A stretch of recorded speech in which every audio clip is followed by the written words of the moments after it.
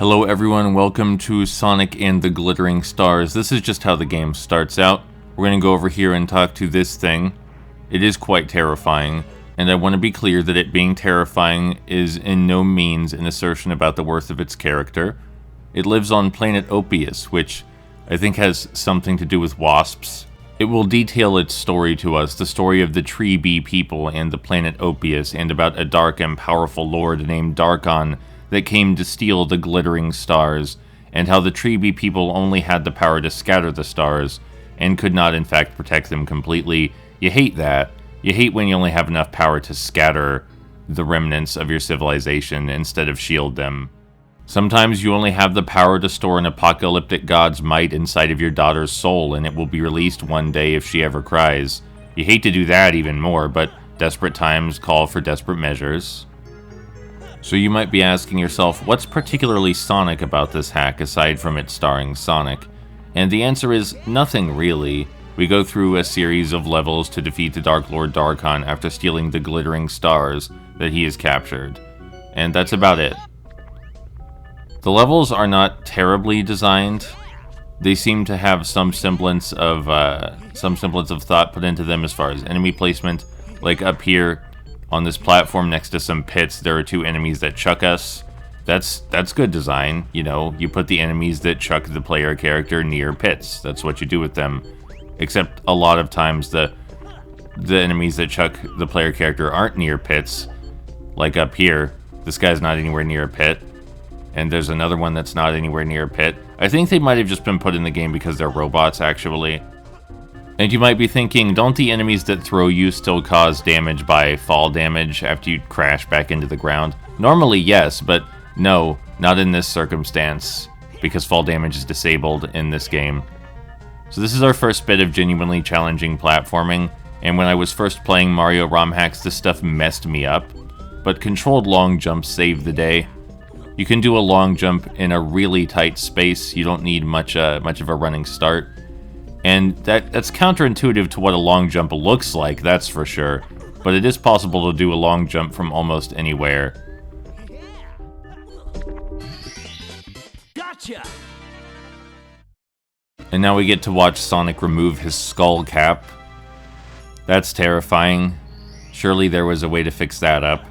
Then again, I don't know exactly how ROM hacks work. Maybe there wasn't. There are two more glittering stars in the caverns, so we're headed back. Darkon, for some reason, stored 3 of them in the caverns, so close to each other. There are 2 inside some towers, and 1 inside the generator room that we just took. They're all powering something of Darkon's in some way, and are blocking the entrance to his lair. We need all 6 of the glittering stars before we can approach Darkon's lair. There are no optional stars in Mario's Sonic adventure. I do want to say, though the enemy placement is largely hit or miss until the final level, it is absolutely the case that the platforming is fine. The platforming functions, you can see where it's challenging and why it's challenging pretty clearly. Around here, there's... yeah, I don't want to run into that guy. That's a bit of a weird turn. Hard to get the camera to behave for that. I wouldn't say this is a particularly tough game overall. It did give me some trouble at first, especially the final level and the tinier platforms like these. But it's all about practice. The thing is that after you practice enough, it's difficult to explain how you succeeded. This tower, though, no practice required here. Just a bunch of backflips will do the job. Sure, you could side flip up these if you wanted, but backflips are safer. It is worth noting also that there's something weird about the ledge grabbing on these platforms. The ledge grabbing doesn't seem to want to work on these platforms in particular. That may be by design, I'm not sure. Now watch as I save myself from plummeting into lava. I think normally I would have absolutely grabbed the ledge there. I'm convinced that something is odd with the ledge grabbing on those platforms, but it's no big deal. It is a big deal right there, though, because I really wanted to grab that ledge, but normally, it's not a big deal. You know, I understand why Sonic has to be the hero of this story, also. It's not as though I can imagine Gorgo doing what we are doing right now. It doesn't even seem that Gorgo's legs work properly, but I don't mean to be insensitive. That could always be how Gorgo's legs have worked. You know, maybe they just function like that. So I'm going to take just a moment to criticize the art assets on the HUD. You might notice the star counter in the upper right. That star is not shaped like a star, and the ring counter next to it, that ring symbol, is not shaped like a ring. And these are things you can draw pretty easily in just about any paint program because they have circle and star shape tools a lot of the time. I feel like that little bit of extra effort would have gone a long way to making the game look more presentable, but maybe its sort of janky appearance is part of the charm. I'm also of the opinion that you could have imported an icon of Sonic's head instead of drawing Sonic's head, but, you know, that's different. If you wanted to draw the art assets yourself and that's as good as you can draw Sonic's head, that's perfectly understandable. I get that. Alright, that's 2 stars down and 4 to go. The next star is the final star of the caverns, and it's also in a tower that we have to climb. It's just a tower we need to take a longer route to reach. The fact that there are 2 stars in a tower inside the cavern seems a little strange. It's not a particularly large cavern to be housing 3 elements of incredible power, and having 2 towers in such close proximity just feels weird to me. It also feels like, I think that it would contribute to fatigue for some people. I don't mind it too much, but just from a narrative and world building perspective, it's an odd choice. If you have bad guys with evil towers, generally they're a fair bit apart and they serve distinct, notable functions. If you were traveling across the world to defeat a bad guy, you might see some evil crystal spires that control mines or act as beacons of power, but they wouldn't be right next to each other. Also, let's long jump all the way over that tightrope. Don't even want to try to walk on that tightrope, thank you. It took me a moment here to figure out the game wanted me to use the hanging mechanic, where Mario, or Sonic in this instance, hangs from the ceiling and slowly inches his way forward. I do think this is quite atmospheric though, the way the camera is pointing down at the lava so close to us as it bubbles while this music plays. Speaking of the music in this game, it seems to be arrangements of some Sonic music, and I've asked the developer whether I can have access to the soundtrack, because there's a remix of Big Arm? I think it's Big Arm, that plays later, and I really want it, because Big Arm is my favorite instrumental Sonic song. The developer has not gotten back to me yet, but I can always just record the song myself if I get desperate. There's this tiny ledge right over here that was the bane of my existence for a while until I just decided to wall jump. The wall jump is the easiest way to get out of that terrible situation, I find, but that little ledge in the corner haunts my nightmares sometimes because of how often I've missed the jump. There is a little box attached to the side of this thing that has a pipe sticking out of it we can climb, even though the pipe's invisible. I don't know what that's supposed to represent. I cannot even fathom what I'm meant to be looking at here. This box with an invisible pipe sticking out of it next to this monolith. What is that? But I eventually figured out what you're supposed to do, so I guess there's that. But I would absolutely prefer if the game communicated a bit more clearly what I was looking at back there. Oh, look, it's time to use my favorite Mario mechanic, the slide kick. Here we go, let's warm up. Yeah, that's what I'm talking about. I will gladly use the slide kick wherever I can. It is my favorite Mario 64 move. I want someone to build a ROM hack around the slide kick. Actually, I wonder if that's been done. I should look into that for sure. You might be thinking right now, wow, Addy, you sure keep the camera close to Sonic. Well, it's my turn to play Sonic and the Glittering Stars, and I'll play it the way I want to. You can fiddle with the camera when it's your turn.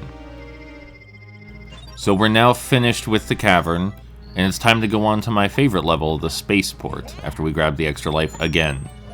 Sort of a tradition, grabbing that extra life each time we win a level.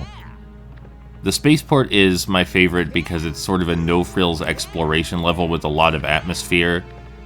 It reminds me a lot of Starshot on the Nintendo 64, actually. Welcome to the spaceport. There is only 1 star in the spaceport. It is an 8 red coin star, but it does require exploration, which is what I enjoy so much about this. I guess also the red coins are blue, but, you know, in their rings, but it's a red coin star in functionality. I like the world building and atmosphere presented here. It is a rather generic spaceport, to be sure, but that doesn't mean it can't have atmosphere. Generic doesn't mean bad, after all. Some of my favorite things are generic things, and a generic thing done really well is so good. So very good. Personally, I think chasing the specter of originality and innovation is a fool's errand. Everyone should just tell the stories they want to tell, and that should be that. I also think the music here does an excellent job selling the atmosphere of this largely abandoned spaceport, which has been taken over by alien invaders, surreal alien invaders that have come to control everything you know and love. Airports are already scary, but an airport when it's dark, and also there are just a bunch of weirdos around who want to kill you, that's extra creepy. You know, more than the cavern that has been occupied or the desert area that we have yet to see that's been occupied, this spaceport probably used to have many people inside of it, booking flights, getting ready to see loved ones, maybe going on vacation, or just for business, but not anymore. Darkon has taken all of that away. He's taken all that you know and love away, and for what? Just for power, even. What a madman. We must destroy the Dark Lord Darkon and return the Tree Bee people to their way of life. Hopefully their way of life was good. We don't know a whole lot about it, actually, but, you know, there's a bad guy doing bad things still. So he has to go either way. That's it for the spaceport. Not my favorite level for any of the platforming inside of it. Certainly not. The platforming was rather underwhelming, and the enemy placement was incredibly erratic and easy to evade. But the atmosphere is what sold that level for me. And the exploration. I like looking around and finding things. Exploration is one of the biggest reasons I play 3D platformers. Not all of them have to have exploration, mind you, but I like exploration in my 3D platformers. Here we are at Mountain Fields, a desert mountain region, and the music that plays here is Mount Red from Sonic Adventure, because it's the Red Mountain location. We wanted to get that guy off the cliff, because otherwise he would impede us climbing this tower. Our first goal is to collect 6 keys, and they have a very particular hitbox, but aside from that, nothing particularly difficult about collecting them. There's platforming challenges for each, and the platforming challenges are reasonable. None are difficult per se, but completing all 6 without dying is probably meant to be the challenge, not any individual segment. It is the case that this level reminds me of a few levels from the Iron Man game on the PlayStation 3 and PlayStation 2. The PlayStation 3 Iron Man game, one of my favorite games of all time. I think it's one of the finest examples of artistic expression in the medium of video games, and I love it so much. So the fact that this level reminds me of Iron Man on the PS3 is probably tailoring my view a bit, probably giving me some bias. There's a spring right here. This one works the way it's supposed to. Not all of them do, and that's going to be a problem later. Or maybe they all work like they're supposed to, and the springs in the final level are just sadistic. But either way, you'll see less kind springs shortly. I don't think the enemy placement around this chasm of quicksand is particularly bad. Any enemy you place near quicksand pits is going to be terrifying. The enemy placement in general isn't terribly inspiring, I agree about that, but in the final level I think it really ramps up, mostly by having enemies that edgeguard you when you're trying to platform, though. This more somber, slow-going remix of the Red Mountain theme really fits this location, I think. It's so slow-going that it's barely recognizable as Red Mountain, but if you've played Sonic Adventure as much as I have, it clicks. We're actually about to do one of my favorite platforming bits. This hallway full of fire bars. I really like to triple jump just so off the final fire bar platform to reach the key. It makes me feel cool. The hazard's not particularly difficult. You want enough momentum to reach the pedestal at the end where the key is, of course. But I like doing it in a cool way. You know, the fire bars as a hazard, those are essentially horizontal hazards, and if you leap over them, the problem's solved. But leaping over them through the middle, where no fire bar could even touch to begin with, I think that's just extra style. Using the fire bar platform as a springboard is like saying, this is what I think of your hazard. You thought that was challenging? You're pathetic. I'm the master of life. I'm in charge. I'm the one playing and recording Sonic and the Glittering Stars, not you. The reason we got this one last is because the Glittering Star it spawns right here. So if you don't get this one last, you have to backtrack here. So there is one more Glittering Star in the mountain fields, and then we can go tackle Lord Darkon directly. The final level is a bit of a doozy. Probably the reason to play the game if you're just here for the platforming. Not that any of the previous platforming has been bad. I think all of the platforming challenges have been intelligently designed and perfectly reasonable, but the final level just has a lot more design to it than anything else we've been up against so far. This level is called Storm the Mountain Base. That's a good way to get people excited, I find, is to tell them you're storming something. And I am excited to storm the mountain base because I can show you how good I am at this video game. I am playing this game with a GameCube controller, by the way. It's not necessarily my preferred controller, but it is the case that the notches that are provided on the analog pad are... Oh.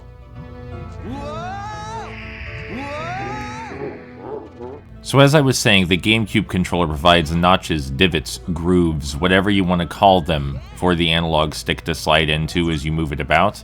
And that makes movement in Mario 64 a lot easier because of the way Mario 64's movement works. I definitely prefer the PlayStation 4 controller for general games, but the notches on the GameCube pad probably make controlling Mario 64 in particular much easier. I'm sure there are ways to get up here besides triple jumps, but triple jumps look cool, and I still think side flips are really scary. I've played Glittering Stars a lot, by the way. This is not my first, second, or even third rodeo with this hack. This was the third ROM hack I played, the first one being Seaside Town and the second one being Sunset Ceremony. And this was the longest, and I had to practice it a fair bit to get good enough at it to record it. You know, that's the thing, is that most of the gameplay I upload is pretty rigorously practiced because I believe in taking your time to form an opinion. Learning a game inside out as best as you can before you present it to the world. Before you present your knowledge of it to the world. Something I wish game reviewers would do, honestly. We now have 6 Glittering Stars, so we can enter Darkon's Fortress proper. We're going to talk with Gorgo one last time before we head off on this adventure. This dangerous adventure. I am really concerned about Gorgo's legs still. That might be mean, might be insensitive, like I said, but it just doesn't seem like legs could function like that. I could just be ignorant, though. This is the part of Let's Plays where I start to internally get a bit existential. Like, you know, is me doing a long jump here to ledge grab really the safest method, or is it just an appeal to my sense of familiarity and comfort? Do I matter? Does any of this matter? Am I really a person making choices, or am I just a pinball bouncing around in the boundary conditions of the universe being set into motion by causality? Is it right of me to be proud for so consistently nailing that diagonal triple jump? Am I anything? Is anyone anything? Stuff like that. And then of course the answer is just, well, if you want it to matter, then it matters. Meaning is devised by us for us, so shit means whatever you want it to mean, within reason. There's some things it's practical to accept the general meaning of as dictated by society. But then you also have to ask the question, if life means what I want it to mean, Who am I? What do I want? Why do I want it? What is me? Why Glittering Stars? I'm playing Glittering Stars because it's a Mario 64 ROM hack. I got into Mario 64 ROM hacks because Simple Flips made romhacking.com. I know about romhacking.com because my roommate Nathan introduced me to Simple Flips. If I'm just a sequence of reactions to events that occur in my life, have I ever made a choice? Do I actually have preferences? Even the circumstances of my birth were in a way a reaction to something else. Even before I was born, I was a victim of causality. This spring up here is nonsense, by the way. You have to ground pound to stop yourself from flying off the ledge. It's terrifying. But you will just careen right into the pit if you trust the spring. And climbing this tower is the real final challenge of Glittering Stars, and it's also where the enemy placement becomes the most apparent. Any enemy you put up here would be scary, because falling means you're done. You have to restart the entire final level from the start, and fiddle with that terrifying spring again with the poor camera angle where it's hard to judge your perspective. And it's not like this segment is quickly over. It's a long tower. It's a consistency test. There are so many of these jumps and so many precarious ledges with so many enemies.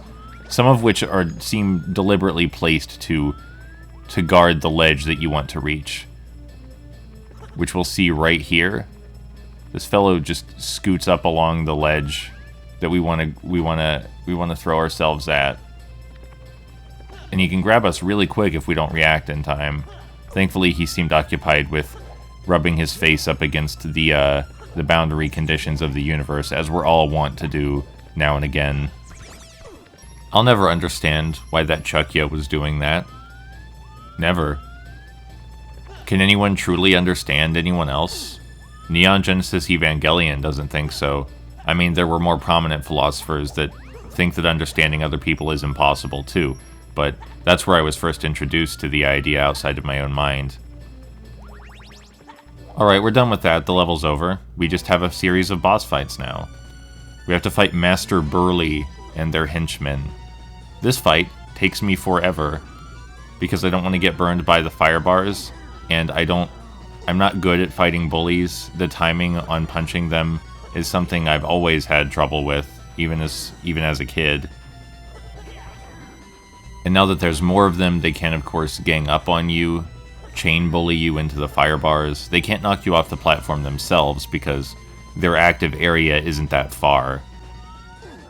The boss fight will end when we take out Master Burly himself. We don't actually have to take out Master Burly's minions, though that might make things a bit easier.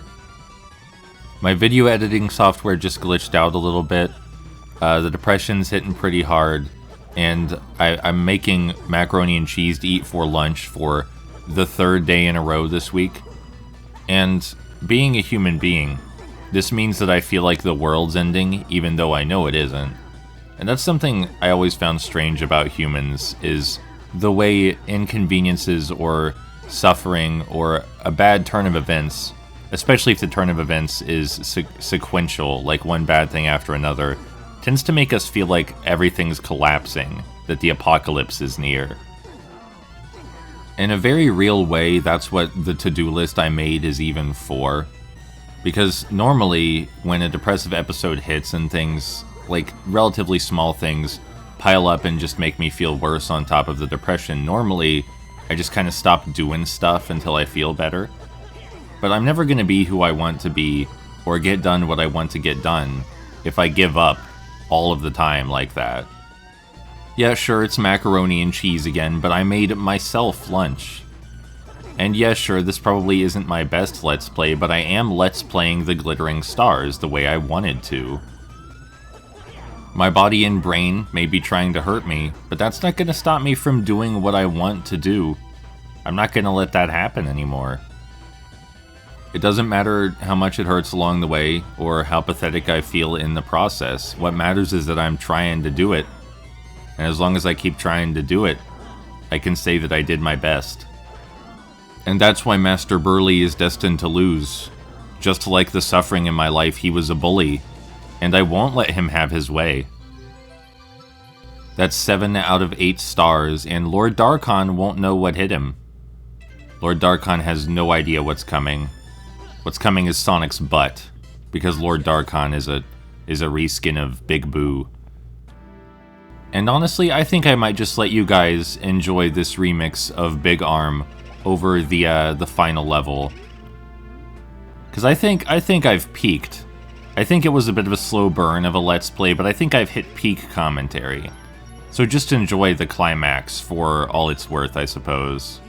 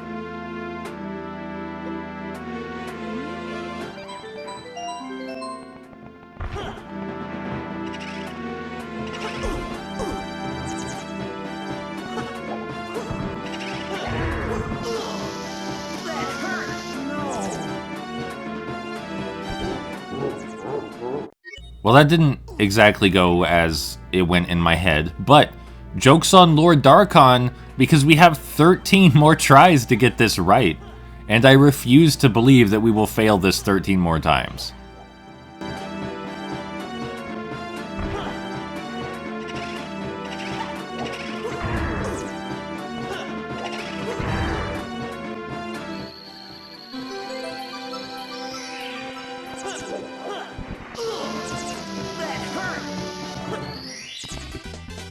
Gotcha!